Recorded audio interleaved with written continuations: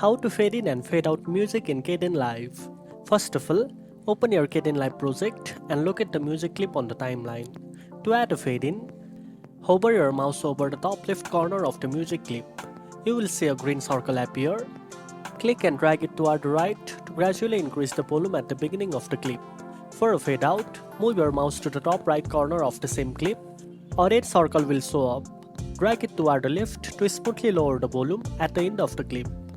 Once you have added fade in and fade out, a fade panel will appear on the right side, where you can control the duration easily using sliders for both fades.